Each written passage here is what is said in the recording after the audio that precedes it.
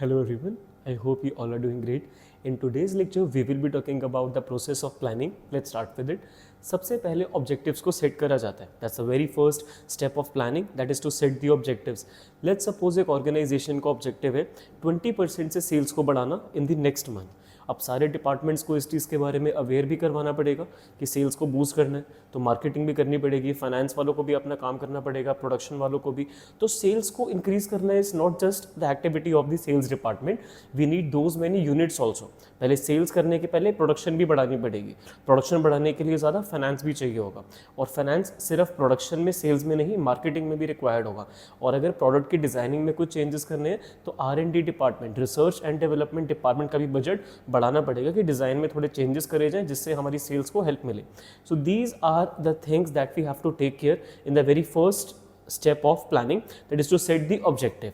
अब 20% से सेल्स को बढ़ाने के लिए काफ़ी चीज़ें हमारे अगेंस्ट में भी जा सकती हैं कि हमारा कॉम्पिटिटर कोई बेटर ऑफर लेकर आ गया, हमसे बेटर ऑफर है उसके पास, या उसके प्रोडक्ट का डिज़ाइन हमारे प्रोडक्ट के डिज़ाइन से बेटर निकल गया, या फिर गवर्नमेंट ने प्रोडक्ट पे टैक्सेशन बढ़ा दिया, या लोगों की प्रेफरेंसेस चेंज होंगे, अब वो हमारे प्रोडक्ट को इतना ज़्यादा पसंद नहीं करे, मार्केट में कोई बेटर प्रोडक्ट आ गया है. So these things are to be taken care of in the form of developing premises. These are the assumptions for which we need to be prepared in advance कि what things might happen in future, and we need the corrective plan for those assumptions as well. Then after the assumptions, we have to figure out the alternatives by which we can increase the sales by 20%. That was the objective in the first step. अब alternatives क्या क्या होंगे sales को बढ़ाने के लिए? हो सकता है हम इंस्टाग्राम पे, फेसबुक पे एडवर्टीजमेंट कैंपेन चलाएं, या फिर हम न्यूज़पेपर में लोकल में पैम्फलेट्स डिस्ट्रीब्यूट करवा दें. ऐसा होता है ना, न्यूज़पेपर्स के अंदर पैम्फलेट्स वो मतलब पुट करके डिस्ट्रीब्यूट कर देते हैं इन द लोकेलिटीज़. एक ये तरीका है.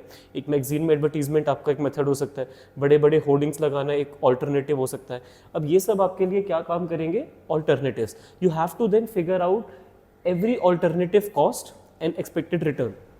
इवैल्यूएट करो सारे ऑल्टरनेटिव्स को, कौन से ऑल्टरनेटिव में कितनी कॉस्ट है, कितना रिटर्न है, so that you can select the best possible alternative among the options that you had. Now the alternatives that you will be selecting, हो सकता है कि आपके पास मल्टीपल ऑप्शंस होगी. थोड़ा पैसा लगाएंगे डिजिटल मार्केटिंग पे, थोड़ा पैसा हम लगाएंगे होर्डिंग्स पे. You might like pick up a combination of the like alternatives rather than picking the best one. You might end up picking up the combination of the alternatives that you had. मतलब सिर्फ एक जगह पैसा लगाने से better है multiple जगह थोड़ा थोड़ा पैसा लगा दो, बट उसके पहले ऑल्टरनेटिव्स को भी तो ढूंढोगे और उनको फिर इवैल्यूएट करोगे किसमें कितना खर्चा आएगा. अपने बजट के अकॉर्डिंगली फिर जो आपको ऑल्टरनेटिव बेस्ट लगेगा उसको सेलेक्ट कर लिया, और टाइम टू टाइम फॉलोअप रखना.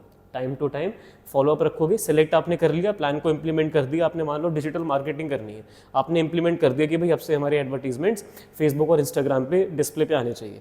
Then you have to track कितना रीच हो रहा है आपका ऐड, और कितने लोग क्लिक कर रहे हैं आपका ऐड देखने के बाद प्रोडक्ट के लिए, और उसमें से कितने लोग प्रोडक्ट परचेज कर रहे हैं, कितने लिंक्स कन्वर्ट हो रहे हैं परचेज में. So these are follow up actions. By that you can actually evaluate कि क्या हमारी सेल्स 20% से इंक्रीज कर भी रही है या कहीं कुछ दिक्कत आ रही है, सो दैट आप उसको टाइमली ठीक कर दो. So this is the process of planning, very simple. The first thing that we did was to set the objectives. Then we had to develop premises or the assumptions, like what things can go wrong, so we can be prepared for them in advance. We can prepare the corrective actions for such assumptions.